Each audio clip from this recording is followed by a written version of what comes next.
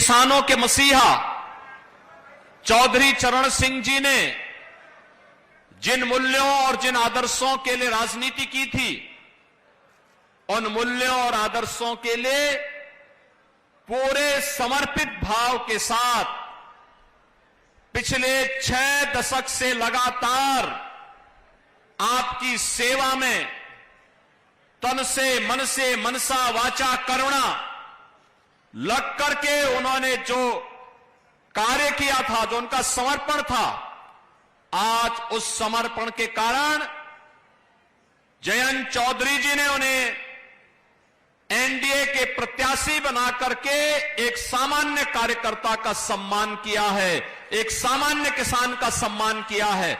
और सचमुच इसके लिए प्रधानमंत्री मोदी जी और चौधरी जयंत जी को मैं हृदय से धन्यवाद देते हुए आप सबके प्यार के लिए, जो स्नेह आपका डॉक्टर राजकुमार सांगवान जैसे कार्यकर्ताओं को मिल रहा है, इसके लिए भी मैं आप सबका हृदय से आभार व्यक्त करता हूं, धन्यवाद देता हूं।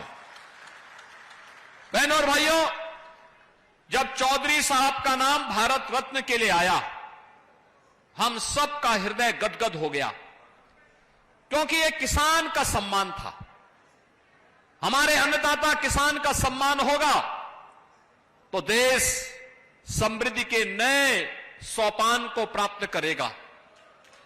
और चौधरी साहब पहले राजनेता थे देश के, जिन्होंने कहा था भारत की समृद्धि का मार्ग गांव के खेत और खलिहान से होकर के जाता है, और अन्नदाता किसान की आवाज देश की संसद में और प्रदेशों की विधानसभाओं में गूंजी थी। और आज चौधरी साहब को भारत का सर्वोच्च नागरिक सम्मान देकर के प्रधानमंत्री मोदी जी ने किसान का सम्मान किया है, अन्नदाता किसान को मान्यता दी है। भारत की राजनीति में अब किसान को नजरअंदाज करके कोई राजनीति नहीं कर पाएगा, ये मोदी जी ने करके दिखाया है। और बहनों और भाइयों, इसीलिए चौधरी साहब की इस कर्म भूमि को मैं कोटि कोटि नमन करता हूं। बहनों और भाइयों, हम लोगों ने तो राजनीति में यही सीखा है कि अन्नदाता किसान को सम्मान मिलना चाहिए, अपने पूर्वजों के बताए हुए मार्ग का अनुसरण करके हमें कार्य करना चाहिए। और आज तो वैसे भी हनुमत जयंती है, हनुमत जयंती के अवसर पर खासतौर पर बागपत वासियों को तो और भी मैं बधाई देता हूं। आप तो हनुमान जी के साक्षात आदर्शों का पालन करते हैं, जो कार्य करना है सीधे धड़ल्ले से कर लो, कोई इधर उधर की लौंग लपेट नहीं। और मुझे लगता है ये जो बागपत की पहचान है, किसी के प्रति राग द्वेष नहीं, मजबूती के साथ मूल्यों और आदर्शों के लिए सम विषम परिस्थितियों में लड़ना, कार्य करना, अपने नेता के साथ मजबूती के साथ खड़ा होकर के लड़ना, कार्य करना, बहनों और भाइयों, ये बहुत मजबूत स्थिति है, अच्छी बात है। मैं आज इसीलिए आपके पास आया हूं, चुनाव चल रहे हैं, कोई संदेह नहीं कि डॉक्टर राजकुमार सांगवान यहां से अब विजयी न हो, एकदम विजयी होने जा रहे हैं, कोई संदेह नहीं। आपका जो स्नेह मिला है,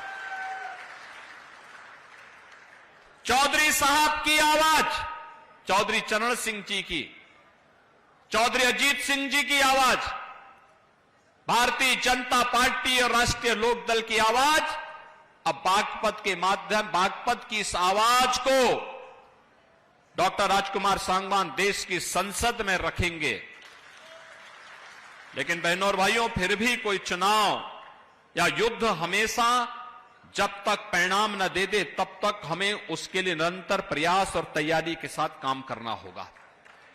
और आज मैं इसीलिए आपसे कहने के लिए आया हूं, एक तरफ भारतीय जनता पार्टी राष्ट्रीय लोकदल का गठबंधन है, दूसरी तरफ कांग्रेस, समाजवादी पार्टी और अलग अलग धड़ों में बटे हुए दल हैं, जो अपने राज्यों में तो एक दूसरे के खिलाफ लड़ रहे हैं, लेकिन राष्ट्रीय स्तर पर मोदी जी को रोकने के लिए वे इंडी गठबंधन बना करके उनके द्वारा कहीं न कहीं बैरियर बनाने का प्रयास हो रहा है। आप देखो उनकी सोच ही क्या। जब कांग्रेस के घोषणा पत्र को आप देखते हैं, दो बातें उन घोषणा पत्र में नजर आती हैं। एक, कांग्रेस कहती है कि हम व्यक्तिगत कानून को लागू करके शरिया कानून को लागू करवा देंगे। इसका मतलब बाबा साहब भीमराव अंबेडकर के द्वारा बनाए गए संविधान के लिए ये लोग खतरा पैदा करना चाहते हैं, यानी देश के संविधान को एक खतरे में डालना चाहते हैं। तालिबानी शासन लागू करना चाहते हैं। क्या हम तालिबानी शासन को स्वीकार करेंगे? क्या यह देश तालिबानी शासन को स्वीकार करेगा? और दूसरी तरफ क्या कहते हैं? कांग्रेस का घोषणा पत्र कहता है हम एक झटके में गरीबी मिटा देंगे। और गरीबी कैसे मिटाएंगे? यानी आपकी संपत्ति को हड़प करके बेटी और माताओं के, बहनों के जो उनके गहने होंगे उनको ये लोग जब्त करवाने की साजिश रच रहे हैं। यानी देश को तो इन्होंने 6 दशक तक लूटा और अब कह रहे हैं कि हर संपत्ति पर ये लोग डकैती डाल करके उसको जबरदस्ती अपने कब्जे में ले लेंगे और फिर उसका बंदर बांट करेंगे। क्या आप स्वीकार करेंगे कांग्रेस की उसी चेष्टा को? बहनों और भाइयों, सही मायने में अगर आपने देखा है जो नारा दादी ने दिया वही आज तोती की तरह पोता भी वही रट रगाई बैठा हुआ है। गरीबी हटाएंगे। अरे कब गरीबी हटाएंगे? 65 वर्षों तक शासन करने का अवसर मिला, तब तो कुछ नहीं कर पाए।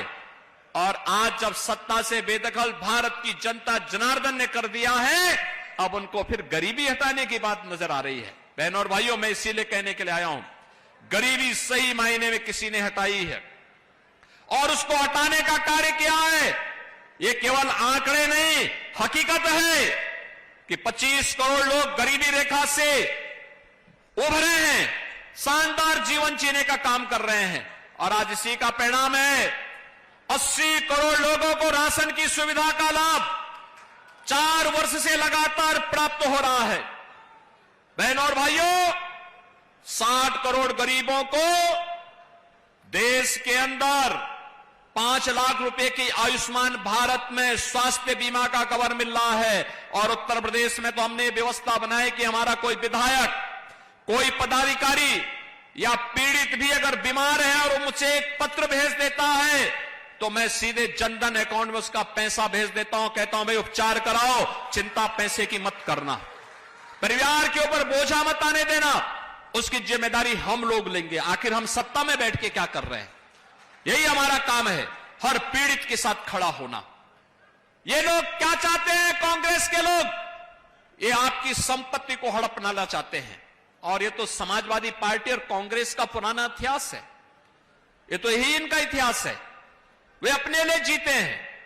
आप देखें, यही उदाहरण है जब राष्ट्रीय लोकदल को अवसर मिला, उन्होंने राजकुमार सांगवान को बागपत जैसी प्रतिष्ठित सीट पर, जो चौधरी साहब की कर्मभूमि, वहां पर उन्होंने अपना प्रत्याशी बनाया। और समाजवादी पार्टी को अवसर मिला तो समाजवादी पार्टी ने क्या किया? अपने ही परिवार के सभी लोगों को टिकट दे दिया, किसी बाहरी व्यक्ति को नहीं दिया, सारे टिकट अपने परिवार के लोगों को।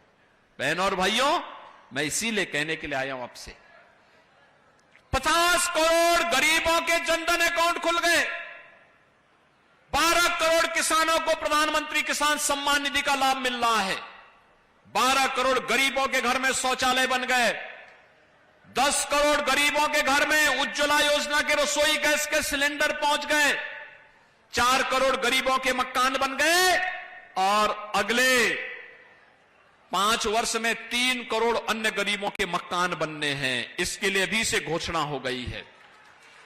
बहनों और भाइयों, हर घर नल की योजना हो या फिर हर व्यक्ति को सुरक्षा की गारंटी। याद करिए, पहले देश के अंदर जहां कहीं भी विस्फोट हो जाता था, आतंकी विस्फोट होता था, निर्दोष लोग मारे जाते थे, सुरक्षा बलों के जवान शहीद होते थे। और अब तो जोर से पटाखा भी फट जाए ना तो पाकिस्तान सफाई देता, कहता नहीं नहीं मैंने नहीं किया है, क्योंकि उसे मालूम है कि अगर उसने कुछ किया तो फिर उसको लेने के देने पड़ जाएंगे, जान बचानी मुश्किल हो जाएगी अब, क्योंकि अब एक मजबूर नहीं मजबूत सरकार है मोदी जी के नेतृत्व में।